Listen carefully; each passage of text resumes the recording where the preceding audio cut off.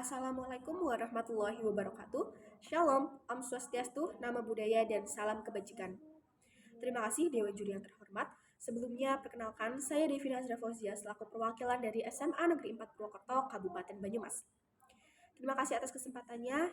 Izinkan saya untuk menyampaikan sikap dan juga ketidaksetujuan saya terhadap mosi perdebatan pada hari ini, yaitu adalah pendidikan yang berfokus kepada keterampilan dan juga praktek sosial daripada kognitif akademik. Seperti yang kita ketahui bersama, bahwa keterampilan adalah perlakuan ataupun praktek sosial yang dapat kita lakukan di kehidupan sehari-hari. Semua manusia itu perlu untuk melakukan praktek. Namun, jika praktek tidak dilandasi oleh teori yang benar, teori yang mendasar, dan juga teori yang betul, kita tidak dapat mengimplementasikan itu dalam kehidupan sehari-hari ataupun dalam praktek sosial. Di mana jika kita mempraktekkan sesuatu yang salah ataupun tidak berlandaskan dari ilmu pengetahuan yang pasti, teori yang jelas, itu tidak akan menghasilkan keterampilan yang baik juga. Maka dari itu, pendidikan tanpa adanya teori yang mendasar, tanpa adanya teori yang betul, itu tidak akan menciptakan keterampilan yang benar. Di mana akademik itu berlandaskan teori merupakan poin dari segala aspek aktivitas yang ada di kehidupan masyarakat. Dampak dari adanya keterampilan yang tidak dilandasi dari adanya teori yang betul, yang jelas, dan juga yang pasti, itu akan menyebabkan dampak-dampak negatif pada kehidupan sehari-hari. Dampak-dampak tersebut, yang pertama adalah kita jika mempelajari teori sebelum melakukan keterampilan itu sendiri ataupun praktek sosial, itu yang pertama akan mengetahui baik atau buruknya suatu tindakan. Seperti yang kita ketahui bersama bahwa jika kita tidak dilandasi oleh ilmu-ilmu yang sudah dipupuk ataupun diberikan oleh guru yang sudah di setting sedemikian rupa, itu tidak akan membuat diri kita itu menjadi yang lebih baik. Jika kita hanya melihat dan langsung mempraktekkan itu pada kehidupan sehari-hari, kita tidak dapat tahu manakah poin yang betul, manakah poin yang baik, manakah poin yang salah, yang buruk. Kita tidak tahu mana saja poin-poin yang itu tersebut. Yang dimana jika kita hanya mempraktekkan apa saja yang kita lihat tanpa tahu kebenarannya, tanpa tahu baik buruknya, itu akan menghasilkan diri kita yang jelek juga. Karena kita tidak tahu dan tidak bisa membedakan mana yang baik, mana yang buruk, karena kita tidak punya landasan teori, kita tidak dapat memahami itu semua karena tidak mempunyai landasan pemahaman.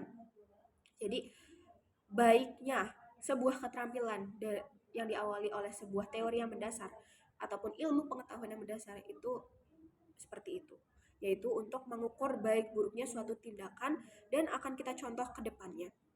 Yang kedua, yaitu menentukan karir ataupun masa depan. Seperti yang kita ketahui bersama bahwa sudah banyak sekali pengusaha-pengusaha yang tidak menyelesaikan sekolahnya selama 12 tahun itu, tapi mereka tetap bisa menjadi sukses karena adanya keterampilan yang mendasar. Tetapi, apakah itu menandakan bahwa kita itu tidak perlu sama sekali yang namanya ilmu pengetahuan umum? Itu tidak. Dikarenakan apa yang kita akan lakui di kemudian hari itu berlandaskan apa yang kita pelajari saat ini. Jika kita melihat orang, bagaimana sih cara berbisnis, bagaimana cara menjadi pengusaha yang keren, lalu kita langsung mempraktikkan tanpa tahu apa sih dasar menjadi seorang pebisnis yang hebat, itu kita tidak akan menjadi pebisnis yang hebat itu sendiri.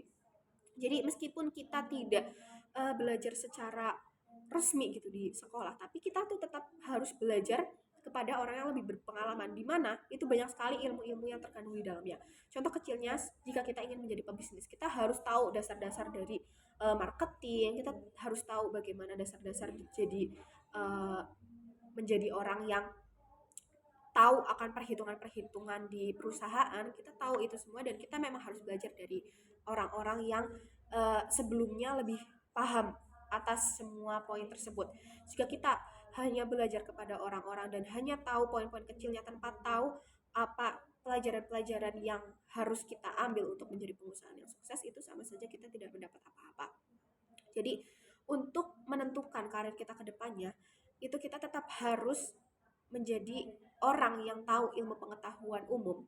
Dikarenakan banyak juga perusahaan-perusahaan yang mensyaratkan kelulusan untuk menjadi karyawan ataupun pegawai di perusahaannya itu dengan kriteria tertentu yang dimana di situ kita harus mempelajari ilmu pengetahuan umum untuk menembus perusahaan tersebut. Yang ketiga adalah penyerapan ilmu yang lebih mendalam. Jadi seperti kita ketahui bersama, jika kita menanyakan untuk praktek maupun untuk teori kepada anak sekolah, mereka pasti akan lebih memilih untuk teori atau mempelajari ilmu pengetahuan. Di mana seperti yang kita ketahui bersama bahwa pada saat ini sekarang siswa itu menggunakan kurikulum merdeka yang dimana di dalamnya itu lebih banyak praktek daripada teori. Dan sebagai siswa sudah belajar ke sekolah, sudah membeli alat-alat peralatan sekolah seperti buku dan juga alat tulis lainnya, mereka itu lebih cenderung untuk berpikir bahwa apa gunanya kita sekolah tanpa mencatat sesuatu, seperti itu. Jadi penyerapan ilmu pengetahuan itu penting jika kita lebih dijelaskan secara teoritis gitu. Kita dibandingkan praktek, kita lebih suka untuk teori karena ilmu yang masuk ke kita itu lebih banyak ketika dijelaskan secara teoritis gitu, secara penerangan. Kalau misal dari awal kita itu sudah langsung keterampilan ataupun langsung praktek tanpa tahu apa sih yang harus kita lakukan, itu merupakan ilmu yang tidak tersampaikan dengan baik. Baik guru maupun siswa itu sama-sama terkena kerugian dari kegiatan yang memang dilangsungkan praktek tersebut, seperti itu. Selanjutnya yaitu dasar pengetahuan untuk keterampilan, yang dimana ya contoh kecilnya ketika seseorang menjadi tukang jahit gitu. Nah, mereka memang lebih mengandalkan praktiknya, mereka lebih mengandalkan skillnya untuk menjahit, menjadi tukang jahit yang profesional. Tetapi apakah mereka tidak memiliki dasar ataupun ilmu pengetahuan bagaimana cara mereka tahu cara menjahit, bagaimana cara mereka tahu menjadi seorang penjahit uh, yang profesional, yang keren, yang hebat, yang berkembang. Kalau misalkan mereka tidak tahu apa dasar yang mereka harus lakukan, seperti itu. Jadi dasar-dasar seperti ilmu menjahit dan lain sebagainya itu sudah terangkum di kehidupan sehari-hari yang ada di sekolah, seperti itu. Bagaimana tahu caranya melihat bahan bagus, bahan enggak, yang kurang bagus, seperti itu. Jika misal kita tidak tahu apa saja dasarnya. Dan yang terakhir yaitu pelatih berpikir kritis, seperti halnya dokter yang dimana harus berpikir kritis terlebih dahulu sebelum uh, memiliki keterampilan. Sekian yang dapat saya sampaikan, kurang lebihnya mohon maaf. Wassalamualaikum warahmatullahi wabarakatuh.